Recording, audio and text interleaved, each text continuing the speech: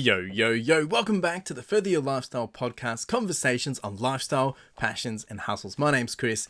I am your host, and I'm super excited to be back here having the conversation with you. Episode 153 today, and I'm actually really excited to be able to share this. This episode has come from a comment that I received from Graham, and I really appreciate the ongoing conversations or the continuing of conversations that we have on this podcast. Now, if you are new here, these come out every week at 9 a.m. on Sunday. And if you enjoy these episodes, hit subscribe or leave a review or leave a comment and let me know what you think about it. And that's exactly what Graham did. And he actually said from the last episode, actually it was a couple of episodes back, to be honest, he actually said what we all need to do is start proving ourselves right and not other people wrong. And I think this comment has so much truth to it, and so much to the point that I wanted to create a whole episode on it. So that's what we're getting in today. So buckle up and let's dive in.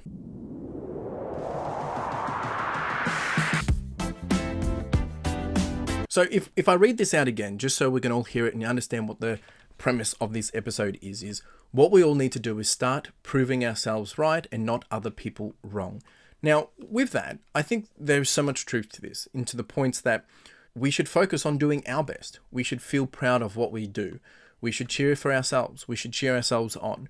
We should be happy with our accomplishments. We shouldn't be worrying about what others are doing, and we should be making ourselves happy rather than others. But at the same time, it is always nice to make other people happy, but the point is we should be making sure that we're not trying to seek that validation by making them happy.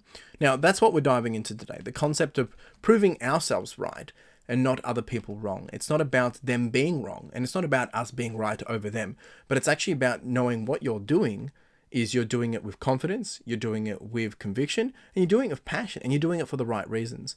And at the end of the day, we want to do this because we want to live and lead a life filled with purpose, fulfillment, and success. And that's how you further your lifestyle. So we're going to break down a number of different areas that I believe did a bit of research, a bit of reading, and cross-referencing of what other people thought about this or said about this. And I've broken it down into a few different segments or points. And the first one being understanding what is self-validation. At the end of the day, and look, we're going to get deep straight into it, so buckle up. It's about finding worth and validation from within ourselves rather than seeking it from external sources.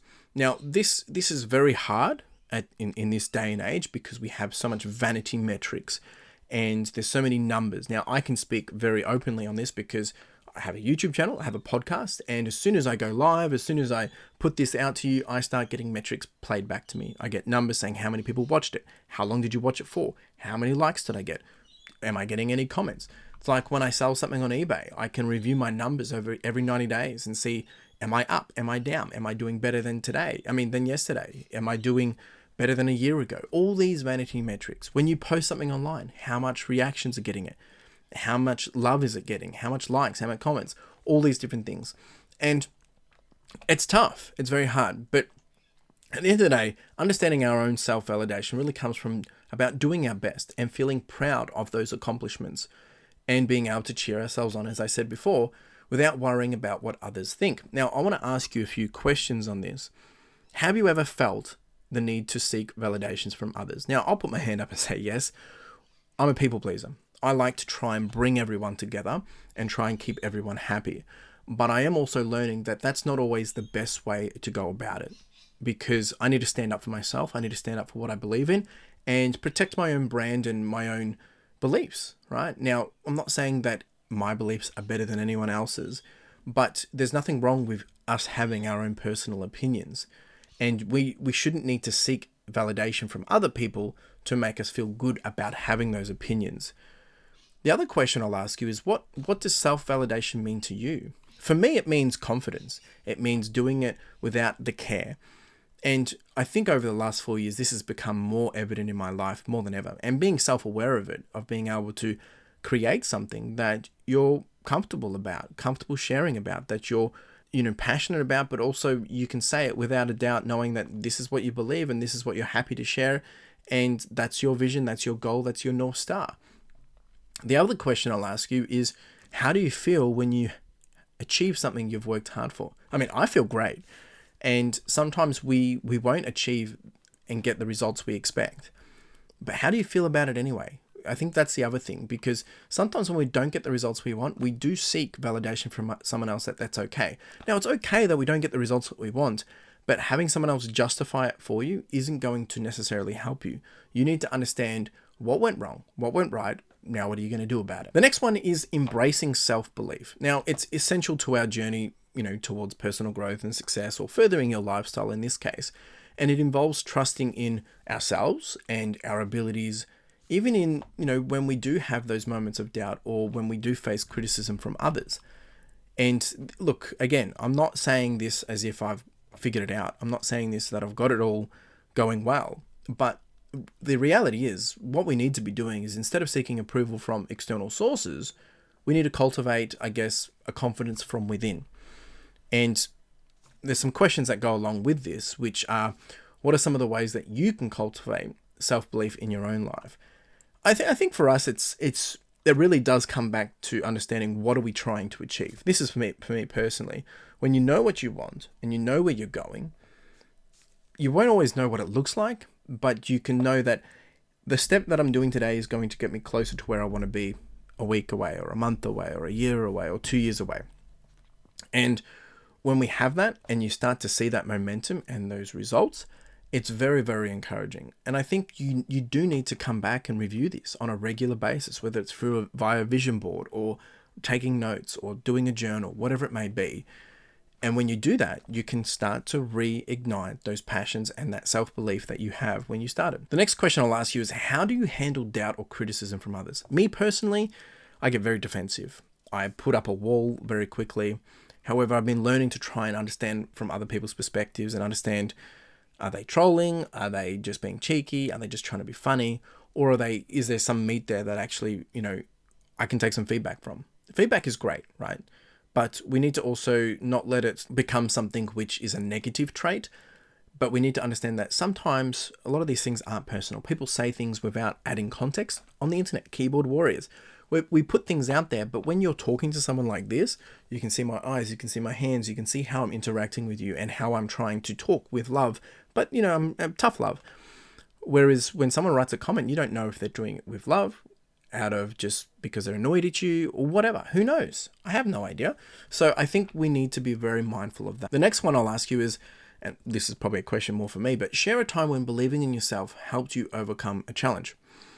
Well, for me, running, I think, is the big one. When things don't go as planned, of maybe you have a setback or an injury, or I'm not able to progress as quickly as I expected, we need to bring it back to the core of why we're doing it. Now, for me, I'm running as an escape to keep my head sane, but also to see that personal growth on a personal level, outside of, metrics and vanity numbers and things like that, but just knowing that it's a tangible result. I showed up and I got it done. And when I remember doing multiple runs, I've done 5Ks that feel worse than a 50K, but you go through the roller coaster of doing a run and then thinking, why the heck am I doing this? And then finishing it and thinking, I want to do it again. And that's how you reignite that self-belief, and it helps you overcome challenges. The next one that I want to talk about is prioritizing personal growth. Now, I think one of the key ways of proving ourselves right is focusing on our own journey and progress. What are you doing? Don't worry about what everyone else is doing, but what are you doing? And this has become very relevant to me in the last 3 months. Instead of comparing ourselves to others, we concentrate on the continuous self-improvement and development of ourselves. And when you're able to reflect and refer back to how far you've come, the journey you've been on, what you've been able to achieve, that's all that matters, because no one else is doing what you're doing, like to the dot. We compare if we're talking business, if we're running, if we're doing YouTube channels. Again, speaking from what I do or my podcast, we can compare on those levels of, okay, we started at the same time. He's further along in terms of, he's got a bigger audience, but they're different audiences. Is it exactly the same audience? Etc., etc., etc. So it's not always as black and white as that. I think something we also need to remember is that every obstacle we encounter becomes an opportunity for growth, but we don't always see it like that. Now, I've got a couple of questions for you here on this one, which is, what are some personal goals you're currently working towards? What are some of the goals you're working towards? They're your goals. You don't have to share them with me, but ask yourself, what are you working towards? For me, it's building a business that suits my lifestyle. That's my ultimate goal. And I want to help inspire others to aspire further in their own lives, which is the goal of this podcast. And by doing those two things together, running my best life, building a business, sharing, my progress, but also wrapping it up in these kind of conversations, they're all ways of me working towards my bigger and broader goals. The next question I'll ask you is, how do you stay motivated to pursue your dreams? That's my big dream. I'm doing things daily. I'm putting things out there. I'm sharing them because that keeps me accountable. But we don't have to do that. The question is, how do you stay motivated? This motivates me because it puts things on the line. But you don't have to do that. The question is, how do you stay motivated? And then the next question I'll ask you, which is, again, more for me, share a setback you faced and how you turned it into an opportunity for growth. Look, there's been some moments, even in the last couple of weeks, where I've had some doubt of what I was doing am I doing it wrong, based on some feedback and based on, criticism, I guess. And it did get me into a dark place of thinking, crap, have I gone too quick? Have I made a mistake? Am I doing things the way that it shouldn't be done? But the reality is, no one's done anything the way I've done it. And when I was looking at that, I had to zoom out and have a reflection. And I did an episode on this just recently, right? When in doubt, zoom out. And really understanding, how far have I come? How am I comparing to previous, periods of this year versus last year? Is it really that bad? I zoomed out and I realized that I'm actually still ahead compared to the other years and compared to the average. It just was a low couple of weeks in the business for whatever reasons. And when I looked at that, I realized, why am I getting so worked up about this? Why am I letting self-doubt creep in because of what someone else has said? It's good to take on things like that to keep yourself honest, like feedback, but we do need to make sure we don't let it cloud our judgment, because we're doing these things because we're doing it with conviction. Now, I'm not saying to, drive a car off a bridge. If you need to jump off that car going into the water, jump out, right? Or, jump off a sinking ship. So we need to know when to cut our losses. But the reality is, unless there's things flashing at you to saying this is bad, if you're not making money, if it's red, if it's things aren't going to plan, if you're getting more and more things which are revealing that it's not working, well, then we need to call it. But really, there isn't anything telling me that it's not working. It's just a couple of days or a couple of weeks that weren't going to plan. They weren't bad. They were just behind. So we need to make sure we have something in place to be able to do that. And how do we handle those setbacks to help us grow into the opportunity of growth? The next one is authenticity and integrity. This is a very important one for me. I like to share as much as I possibly can to keep it real here. Of course, we all have highlight reels. We all have things that we don't like to share as well. But authenticity and integrity play a crucial role in proving ourselves right, because it's who we are. It's the essence of who we are. And it's about staying true to our values and what we believe and our principles we've set, even when we're faced with the challenges or, opposition or competition. And we need to be making sure that we're making decisions that align with our beliefs as we build a life filled with purpose and authenticity. Otherwise, it just won't happen. So some of the questions we can think about in this area is, how do you stay true to yourself in a world that often pressures us to conform? Now, that is a tough one. That is, I think, having those escapes, the things that pulls us back to our path. And, we need to be careful that we don't get stuck drinking the Kool-Aid and we fall into other people's dreams, other people's journeys. It's good to be able to switch off and see what other people are doing, but we need to find ways that we can ensure that we're not getting complacent and that we're staying on the ball. So how do I stay complacent? How do I stay complacent and stay focused on what I want? It's making sure I'm reviewing on a regular basis. It's tracking things. It's asking myself, is this what I want? The beauty is, I've created a situation in my life where I don't have other people dictating it, but that creates a lot of pressure for myself because I have to do more of the work. I don't have the comfort of a, salary just coming in. I have to do the work. It's the same as you go to a job. You still have to do the work to get paid, but there's a level of, you just rock up, punch in, punch out, and get the money. This, I can't just not do nothing. And that keeps me honest, but it also motivates me to build something that is great and built on a great foundation. The next question that I'll put out there is, and again, it's to me, but for you to reflect on, is share a time when you had to make a difficult decision that tested your integrity. I think of recent, there's been not getting into detail of it, but there's been a lot of conflicts within the community of the reselling space. And A lot of it isn't necessarily evident to a lot of people, but I was quite close to it. And to me, that I hate that. I absolutely hate it. I hate the conflict. And, some of my integrity was challenged around, had I been saying things, had I been doing this or picking sides or whatever. But at the end of the day, that beef or that problem wasn't to do with me. It was to do with two different parties or groups and their difference of opinions. Maybe there was some things that said that shouldn't have been said, etc., etc. But to me, I respect both parties in my own, from a one-on-one perspective. I might not respect how things are being dealt with individually between those parties, but I had to make sure that I stick to my guns and that I don't draw in emotions from having relationships or friendships or conversations with the different parties. I'm trying to speak with, being mindful of the different parties. But that really has tested me, and it's made me also reevaluate, where do I come into this, and how does my belief and what I want from all this come into play? Do I want to be involved with it and things like that? So that was a tough one. That was a big, big tough one. I think the next thing that I'll ask is, how does living authentically contribute to your overall happiness and fulfillment? I think when we do things that we know are right, and it's not about getting recognized for it, but when you do, or when things come full circle and people realize, oh wow, you've done a really good job there, it pays off. Even if that is a small little recognition.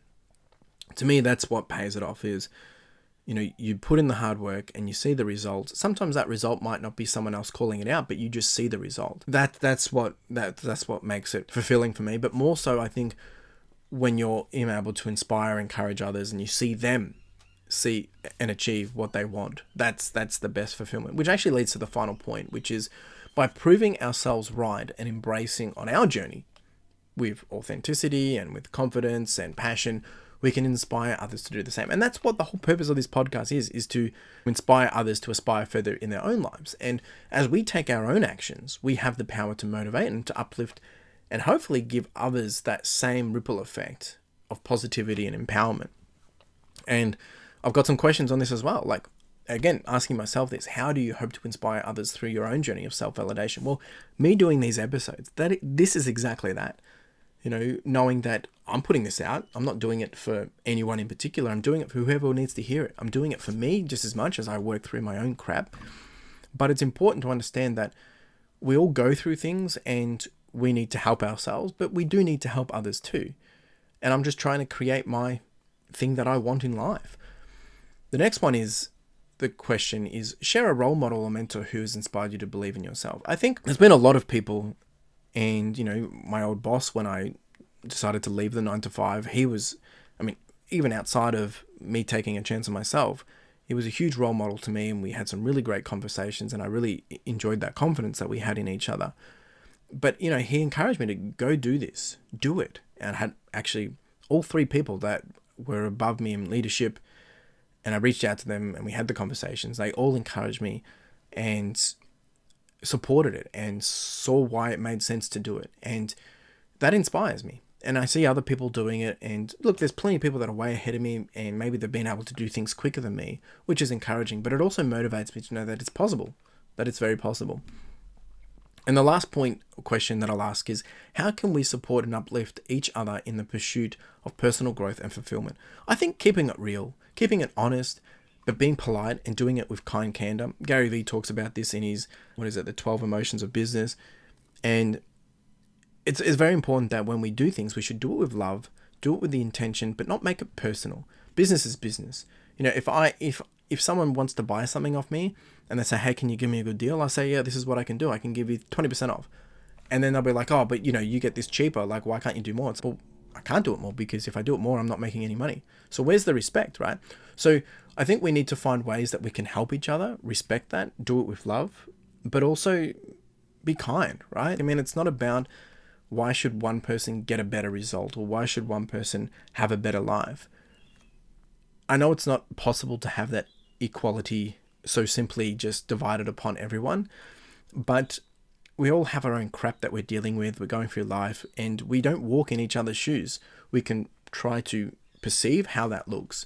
So just my advice there is just to give a bit of love, like to do things with kindness and encourage each other, cheerlead each other on. You see someone hitting their goals, give them a pat on the back or give them a compliment, or just make them feel good about themselves.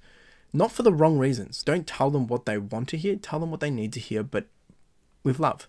That's what I'm saying. That's this episode, folks. A really, really important one. And I just want to say another big thank you to Graham for putting that comment, because it really did speak to me deeply. I don't know if this is what you really were meaning, but this is how I took it. And I think it's really important that we need to stop focusing on trying to prove other people wrong, but making sure that what we're doing is we're doing it with confidence. If you enjoyed this episode and you think someone else could enjoy it, please share it, send it to them, tell them why they should listen to it. You can leave a comment, you can continue the conversation. You can be like Graham and leave a comment, and maybe I'll make an episode out of it. And apologies, Graham, if this is more than you expected. I do really appreciate you.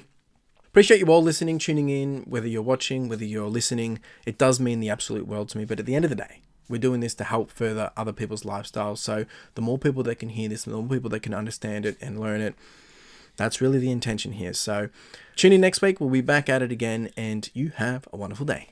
Cheers.